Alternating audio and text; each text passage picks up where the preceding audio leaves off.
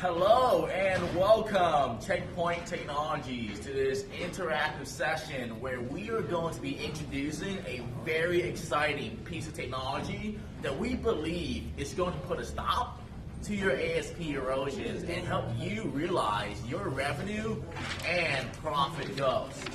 So it's great to see everyone again. We'll follow up from our meeting from 2 weeks ago where we first discussed Checkpoint System ASP Erosion Challenge.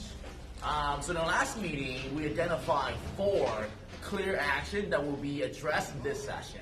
Number 1, what's the root cause of the ASP erosions? Number 2, estimate the potential financial impact to Checkpoint System. Number 3, show how pros can help address this challenge. And number 4, define a possible timeline to putting a solution in place. So, for the last 2 weeks, we had the pleasure of working with your team to analyze your invoice data dating for the last 34 months. From that analysis, we're able to identify the main cause driving your ASP erosions. So without further ado, I want to introduce my strategic consultant, and he's going to dive into the root cause of your ASP erosions. Thanks, Jake, for that great introduction. Like you said, my name is Cesar Rodriguez. I am the strategic consultant on this account. First off, let's talk about the sales team. The sales team is determining the pricing that appears to be driving and delivering erratic discounting, and often it's aside from your policies. Additionally, your quoting process right now is mostly manual, it's error prone, and it's really time consuming. So the result is that you're seeing ASP erosion, and that's making it difficult to hit your average revenue and margin targets. So what I want to do is dig a little deeper into the data and see what we can find. So if we look at this chart right here, we see the average revenue per unit in a month starting in January 2014. If you look closely, your data tells us something. It tells us a pattern that you're conditioning your customers to buy at the last week, at the end of the month, at the end of the quarter.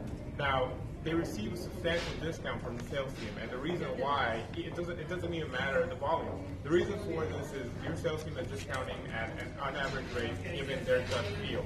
Now, prices are not being reset back after these discounts are given to their original levels, and ladies and gentlemen, that's your ASP eroding in front of you. So when we really zoom into your data, it becomes apparent that the enabler in the corrosion of your prices are really from the sales team and their erratic discounting, as well as the manual process. So if you look at the data, you can see that your sales team is applying a completely different price for the same product or for similar volumes. Even though your sales team uses a CRM, they really don't have an automated way to pull out quotes. They're really pulling from Excel. They get the Excel price. They also cut and paste that price into another quote, and that really is a Word document. It's not a quote that can be presented in front of a customer. So there you have it. Your ASP erosion is eroding because you have discounts that are impractical, that your sales team has gut feel, that they set their own prices according to local market conditions, as well as an error-prone, time-consuming, and manual quoting process. So let's review the potential drivers that are associated with the financial outcome and the financial outcomes that are going to be associated with a solution, maybe some high-level estimates on the business impact. That is the reason for your ASP erosion. Now, let me introduce Boris Borokov, our financial analyst and consultant for the project. Hi, I'm Boris Borokov, the financial consultant on the project, and now I'm going to tell you about the financial impact of this project. You're not only getting to be able to determine the right price, but also drive that price to your sales team. You're going to have a CPQ process so your sales team can quickly create a quote tailored for each customer. You're also getting price guidance based on the customer's willingness to pay, so you can decide winning prices and get more winning deals. So let's talk a little bit about a customer that we've had and someone that's seen success.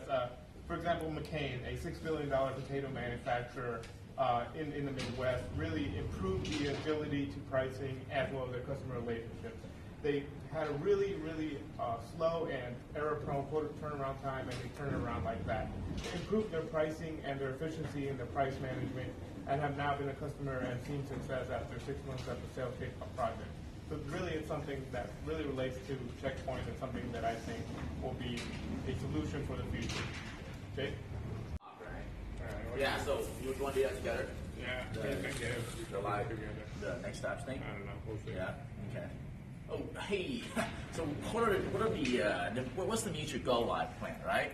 So first month, second month, we'll finish off the proof of concept, get the contract signed, so we can kick off the project before your first earnings call. Implementation will take about 6 months. We'll get it done, and before your last earnings call of the year, you can start seeing those revenue and profit goals starting to become realized, right? So let's talk about the next steps. So what are the next steps? One, let's agree on an approach today. We got to identify the checkpoint systems project lead this week.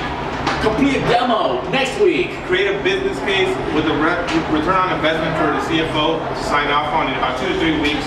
And then develop a mutual goal life plan so that you can start realizing your revenue and profit potential today.